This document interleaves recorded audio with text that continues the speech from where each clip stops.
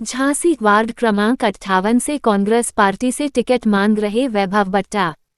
झांसी नगर निगम के वार्ड क्रमांक 58 से कांग्रेस से पार्षद का चुनाव लड़ने की तैयारी कर रहे वैभव भारत बट्टा का कहना है कि उनके वार्ड में शहर का सबसे व्यस्ततम बाजार मानिक चौक आता है, लेकिन दुर्भाग्य का विषय है कि भारतीय जनता पार्टी के लोगों को मानिक चौक के बाजार में ही अतिक्रमण दिखाई देता है। उन्होंने कहा कि अतिक्रमण के नाम पर मानिक चौक के व्यापारियों का उत्पीड़न होता है, जो अब वो नहीं होने देंगे। यातायात की समस्या के कारण ही तमाम अन्य समस्याएं पैदा होती है। यदि मानिक चौक बाजार में वन वे ट्रैफिक को लागू कर दिया जाए तो तमाम समस्याओं का हल निकल सकता है। वैभव भारत भट्टा का कहना है कि पिछले 10 साल से नगर निगम में भारतीय जनता पार्टी का शासन रहा है और भारतीय जनता पार्टी के ही पार्षद रहे, लेकिन इन 10 सालों में उनके वार्ड में कोई ऐसा काम नहीं हुआ जिसका उल्लेख किया जा सके। उन्होंने कहा कि जनता ने यदि आशीर्वाद देकर उन्हें नगर निगम पहुंचाया तो सबसे पहला काम अतिक्रमण तथा अन्य मुद्दों को लेकर व्यापारियों के होने वाले उत्पीड़न को रोकना होगा। झांसी से राहुल उपाध्याय की रिपोर्ट। एडवोकेट वैभव भारत भट्टा। कौन से वार्ड से और कहाँ चुनाव लड़ रहे हैं आप? मैं वार्ड नंबर 58, जो कि झांसी शहर सदर का एक महत्वपूर्ण वार्ड है, शहर का क्षेत्र है मानिक चौक, वार्ड नंबर 58 से पार्षदी का चुनाव के लिए। किस पार्टी से आपको टिकट मिल रहा है?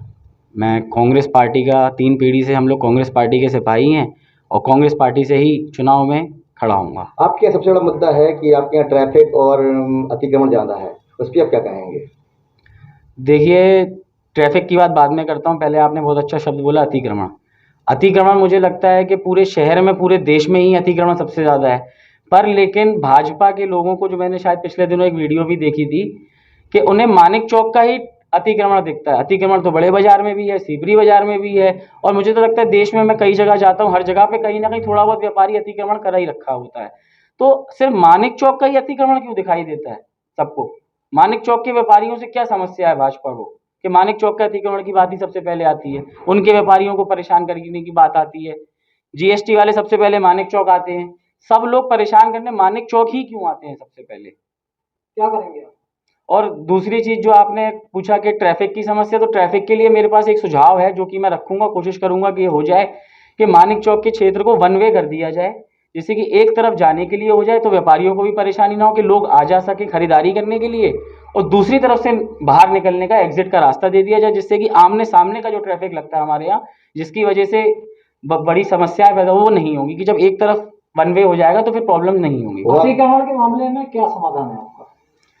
देखिए, अतिक्रमण का मामले में सीधा सा ये समाधान है कि अगर ये वन वे हो जाता है तो इससे बहुत कुछ हल हो जाएगा। और अतिक्रमण ऐसा जितना मुझे दिखता नहीं है मानिक चौक में, और भी शहर के बड़े क्षेत्र हैं झांसी शहर के जहाँ पे कि अतिक्रमण ज़्यादा है, मुझे नहीं लगता मानिक चौक में ज़्यादा अतिक्रमण है कुछ इस तरह का। और कुछ होगा भी जिससे कि समस्या आ रही होगी, तो हमारे यहाँ के जो मानिक चौक का व्यापारी है वो बहुत सुलझा हुआ व्यापारी है, बहुत सज्जन व्यापारी है। वो हर चीज़ में सहयोग करने के लिए हमेशा तैयार रहता है। 5 साल में कौन से काम हुए वार्ड में? वैसे तो कुछ दिखे नहीं है, क्योंकि वार्ड में पहले से ही ऐसा कुछ नहीं था। रोडें, मेरे चाचा जी 2 बार से रह चुके हैं पार्षद उसी वार्ड से, उससे पहले मेरे दादाजी थे। तो क्या कहते हैं कि वार्ड में ऐसा ना रोडों की कोई प्रॉब्लम थी, ना कोई लाइट की समस्या थी, ये आप वार्ड के लोगों से भी पूछ सकते हैं, ना कोई गंदगी की ऐसा समस्या थी पहले भी। तो कोई नया काम आपने वार्ड के लिए किया हो तो ऐसा कुछ नहीं है।